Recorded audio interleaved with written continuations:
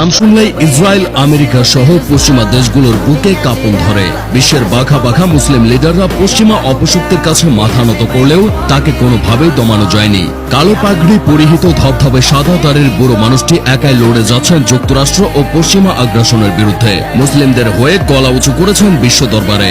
নাম তার Ayatollah Khamenei, যাকে ইরানের সাধারণ জনগণ পাগলের মতো ভালোবাসে। প্রায় 3 দশকেরও বেশি সময় ধরে ইরানের সর্বোচ্চ ক্ষমতা দখলে রাখা এই সুপ্রিম লিডার ইসলামিক জাগরণের মাসিহা হয়ে উঠেছেন। ইসলামের বিরুদ্ধে ইসরায়েল, আমেরিকার যৌথ অপতৎপরতার মুখে সৌদি আরব, মিশর, তুরস্কের মতো শক্তিশালী মুসলিম দেশগুলো হাতে চুরি পরে বসে থাকলেও স্রোতের বিপরীতে থাকা এক সিংহ পুরুষের নাম হল আয়াতুল্লাহ খামেনি। 1939 সালে ইরানের মাসাদ শহরে জন্মগ্রহণ করা এই শিয়া ধর্মগুরু শৈশব হতেই ছিলেন প্রখর ধার্মিক ও বাস্তববাদী। তার পুরো নাম হল সৈয়দ আলী হোসেইনি খামেনি। ইরানের সর্বোচ্চ ধর্মীয় নেতাদের আয়াতুল্লাহ নামে ডাকা হয়। তারই পরিপ্রেক্ষিতে তিনি আয়াতুল্লাহ খামেনি নামে বিশ্বব্যাপী পরিচিত। বাবার পথ অনুসরণ করে মাত্র 11 বছর বয়সে তিনি ধর্মতাত্ত্বিক হয়েছিলেন।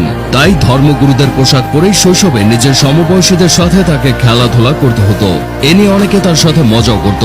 প্রাথমিক শিক্ষা সম্পন্ন করার পর মাসাদেই তার আধ্যাত্মিক পড়াশোনা শুরু হয়। 1957 সালে উচ্চতর শিক্ষা লাভের আশায় তিনি ইরাকে পাড়ি জমালেও বাবার ইচ্ছার কারণে পরের বছরই সেখান থেকে নিজ দেশে ফিরে আসেন। সে সময় ইরানের শাসনকর্তা ছিলেন শাহ মোহাম্মদ রেজা।